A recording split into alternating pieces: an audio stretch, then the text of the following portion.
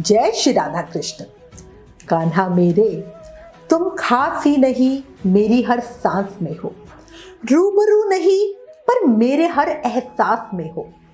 मिलोगे क्या कभी पता नहीं, मगर मेरी हर तलाश में हो। तलाश पूरी ना हो मगर मेरी हर आस में तुम ही हो, तुम ही हो और तुम ही हो। बोला बांके बिहारी लाल की जय, मोर मुकुट बंसरी वाले की जय, वृंदावन बिहारी लाल की जय। आज मैं आपको भक्तमाल ग्रंथ से एक ऐसे संत का जीवन परिचय सुनाने जा रही हूँ जो केवल संत नहीं, भक्ति की धड़कन है, प्रेम की पराकाष्ठा है और राधा कृष्ण की अनन्य कृपा का प्रत्यक्ष प्रमाण है। ये कथा है श्री केशवाचार्य जी की, एक ऐसे रसिक संत जिनके भजन ने स्वयं भगवान को प्रकट कर दिया। कहानी शुरू होती है ब्रजभूमि से, जहां श्री कृष्ण के पौत्र ब्रजनाभ जी ने 4 विग्रह प्रकट किए थे। इन्हीं में से एक है श्री हरिदेव जी। समय बीतता गया, मुगल आक्रमण हुए और हरिदेव जी का दिव्य स्वरूप लुप्त हो गया। लेकिन भगवान छिपते हैं कभी? जहां प्रेम हो वहां वो स्वयं प्रकट हो जाते हैं। ब्रज के बिलचू कुंड पर एक रसिक संत भजन में लीन थे, श्री केशवाचार्य जी।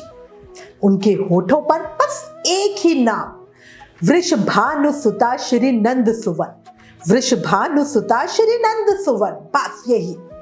दिन रात बिना रुके बिना छूटे ऐसा जाप कि मानो उनके रोम रोम से राधा कृष्ण का रस ढरस रहा हो। एक दिन भजन में डूबे हुए थे कि अचानक उनके ध्यान में एक दिव्य प्रकाश फैला और ठाकुर जी स्वयं उनके सामने प्रकट हुए और कहने लगे, केशव, मैंने जिस स्वरूप से इंद्र के मान का मृदन किया और गिरिराज पर्वत को अपनी कनिष्ठ के अग्रभार पे धारण किया, वो मेरा स्वरूप बिलुच कुंड के बगल वाले खेत के कुएं के पास विराजमान है। आप उसे प्रकट करो। केशवाचार्य जी ने बड़ी सरलता से पूछा, प्रभु क्या आप अकेले हैं?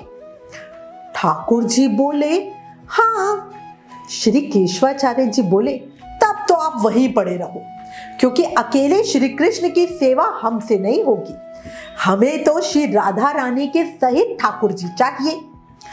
ठाकुर जी बोले, अकेले क्यों नहीं चाहिए? श्री केशवाचार्य जी बोले, श्री राधा रानी के बिना आप में स्थिरता नहीं है, आप स्वभाव से चंचल हो। हमने आपको प्राप्त किया और फिर आप हमें छोड़ के चले गए तो हमको तो जिंदगी भर रोना ही पड़ेगा। श्री राधा रानी के नीलांबर से आपके पीतांबर की गांठ बंधी रहेगी, तो उस प्रेम की गांठ को तोड़कर तो आप कहीं नहीं जा पाओगे। श्री ठाकुर जी बोले, जब हमने गिरिराज पर्वत धारण किया तब भैया बाबा बड़े व्याकुल हो गए। उन्होंने सोचा कि हमारा 7 वर्ष का इतना छोटा लाला इतने बड़े गिरिराज पर्वत को धारण कैसे करेगा, कहीं इसके हाथों को कष्ट ना हो जाए। उन्होंने अपने कुल पुरोहित महर्षि शांडिल्य के पास जाकर प्रार्थना की कि ऐसी कुछ पूजा पाठ उपाय करवा दो जिससे हमारे लाला में शक्ति की कमी नहीं हो। तब महर्षि शांडिल्य बोले कि इनकी शक्ति तो श्री विश्वानुनंदिनी राधा रानी है, इनका बस एक ही उपाय है, श्री राधा जू को दिव्य सिंहासन पर अष्ट सखियों के साथ लाला के सामने विराजमान कर दो और लाला श्री राधा जू के दर्शन करते रहेंगे तो इनमें भक्ति शक्ति की कोई कमी नहीं होगी। इनकी शक्ति सामने रहेगी तो कैसे शक्ति की कमी पड़ेगी। श्री नंद बाबा ने राधा रानी का विधिवत पूजन करके सिंहासन पर विराजमान कराया तो 7 दिन और 7 रात्रि तक राधा रानी का दर्शन करते करते मैंने अपने रोम रोम में श्री राधा तत्व को सम्मिलित कर लिया। ये मेरा हरिदेव स्वरूप श्री राधा भाव भविष्य स्वरूप ही है, एक प्राण 2 देह का स्वरूप। केशवाचार्य जी की आंखें भर आई, उन्होंने प्रणाम किया और बोले, अब तो मैं अवश्य आपकी सेवा करूंगा प्रभु। अगले दिन उन्होंने लोगों को इकट्ठा किया, जो जगह प्रभु ने बताई थी उस जगह की खुदाई करवाई गई। विग्रह वही मिला। जब विग्रह मिला तो वो बहुत ही सुंदर श्री विग्रह को देखकर सबके सब तो एकदम ही बिल्कुल उन पे न्यौछावर ही हो गए। सबके सब बोले भाई इस पे तो मेरा अधिकार है, किसी ने कहा ये मेरी खेत की जमीन है, किसी ने कहा इसको मैं रखूंगा, वो जमींदार ने कहा कि मैं इसको रखूंगा, मैं जमींदार हूं। सब लोग आपस में लड़ने लगे। तभी आकाशवाणी हुई, जो भी इस विग्रह को उठा पाएगा वही इसको रखेगा। अब सब ने विग्रह को उठाने का प्रयास किया, पर विग्रह जरा सा हिला तक नहीं। श्री केशवाचार्य जी ने जैसे ही हाथ लगाया और ऐसे बहा करके उठाया, वैसे ही ठाकुर जी ने उनके हृदय से वो जाके चिपक गए। श्री हरिदेव जी के विग्रह को श्री केशवाचार्य जी ने अपनी कुटिया में ले आए। अब सारे लोग भी उनकी जय जयकार कर रहे थे, क्योंकि ठाकुर जी ऐसे उनकी गोद में आए ना, लग रहा था जैसे वो उन्हीं के पास जाना चाहते हैं। अब केशवाचार्य जी जब उनको अपनी कुटिया में ले आए तो उनकी सेवा पूजा करने लगे। ऐसे स्वयं ठाकुर जी ने उन्हें अपनी सेवा दी। देखो, ये भक्त के भाव पे ही तो ठाकुर जी रीझते हैं ना। अब केशवाचार्य जी के जीवन का एक और सुंदर प्रसंग सुनो, जिसे नाभादास जी ने भक्तमाल में बड़े प्रेम से बताया है। एक दिन एक संत मंडली आई। श्री केशवाचार्य जी ने ठाकुर जी को भोग लगाया और संतों से प्रसाद पाने के लिए कहा। उस जमाने में ना बड़ी मर्यादा का ध्यान रखा जाता था। संतों ने श्री केशवाचार्य जी से पूछा कि क्या आपके 500 संस्कार हो चुके हैं। देखो, वैष्णवों में 5 संस्कार होते हैं, ताप, पुण्य तथा नाम, मंत्रो, माला च पंचम, जिसमें एक संस्कार होता है कंधे बाहु पर शंख चक्र की गरम छाप अंकित करना। अब श्री केशवाचार्य जी बोले कि मेरे 4 संस्कार तो हो गए हैं, पर ताप मतलब छाप संस्कार नहीं हुआ। तो संतों ने कहा कि भाई अगर आपका ताप संस्कार नहीं हुआ तब तो हम आपके यहाँ भोजन नहीं पा सकते। श्री केशवाचार्य जी को बड़ा ही दुख हुआ कि भाई संत प्रसाद पाए बिना वापस चले जाएंगे। उन्होंने संतों को हाथ जोड़कर कहा, नाम में जिसकी निष्ठा है उसे अलग से छाप की आवश्यकता कहा। नाम की छाप रोम रोम पर लग जाती है। संतों ने कहा, बातों से कुछ नहीं होगा, प्रत्यक्ष अनुभव कराओ तो माने। केशवाचार्य जी ने अपने वस्त्र उतारे और सभी हैरान रह गए।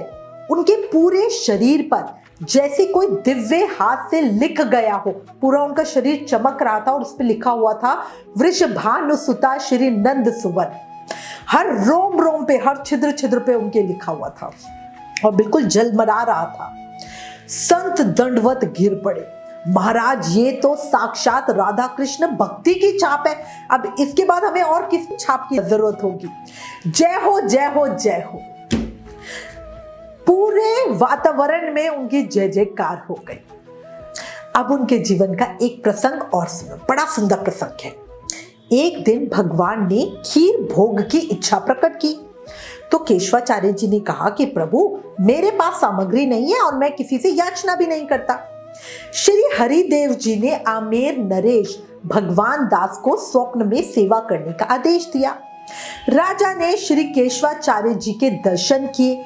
मानसी गंगा के दक्षिण तट पर श्री हरिदेव जी के मंदिर का निर्माण कराया और सेवा के लिए धन और खेती वगैरह का इंतजाम कर दिया। देखा, इस तरह ठाकुर जी है ना अपनी सेवा जो उनके मन की होती है उसको भी पूरी करा लेते हैं, चाहे भक्त करे या ना करे। अच्छा, एक और सुंदर प्रसंग सुनो। हुआ क्या, एक दिन श्री ठाकुर जी ने श्री केशवाचार्य जी से कहा कि मैं तुम्हें एक आज्ञा देता हूं कि तुम बिना उत्तर दिए उस आज्ञा को स्वीकार कर लो। जगन्नाथपुरी में एक ब्राह्मण ने मेरी सेवा करके संतान की कामना की और प्रथम संतान मुझे ही अर्पण करने की प्रतिज्ञा की। अब उसके यहाँ प्रथम एक कन्या हुई है। मैंने उस ब्राह्मण को कहा है कि गोवर्धन में श्री केशवाचार्य जी के रूप में मैं ही विद्यमान हूं, इसलिए अपनी कन्या श्री केशवाचार्य जी को ही अर्पण करो। केशवाचार्य जी मौन हो गए, पर प्रभु की आज्ञा सच रखकर उन्होंने विवाह स्वीकार किया।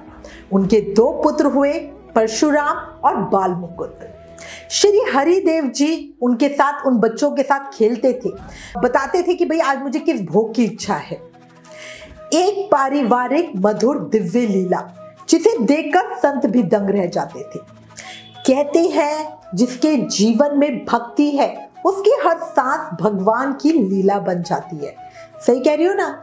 श्री केशवाचार्य जी ने ब्रज में हरिदेव जी की सेवा को पुनर्स्थापित किया। उनकी राधा कृष्ण उपासना ने ब्रज में भक्ति की नई धारा बहा दी। उनके जीवन को आज भी लोग याद करते हैं और कहते हैं, नाम जपो, प्रेम करो, राधा कृष्ण को हृदय में बसाओ, फिर जीवन की हर राह स्वयं प्रकाश बन जाएगी। यदि ये दिव्य कथा आपके हृदय को छू गई, भक्त के चरित्र ने आपके मन को छुआ, तो कमेंट करके राधे राधे हरिदेव जी महाराज की जय जरूर लिखना। और ऐसी ही और भक्तमयी कथाएं सुनने के लिए हमारे इस चैनल को सब्सक्राइब करना। Please like, share and subscribe. Thank you. जय श्री राधा कृष्ण।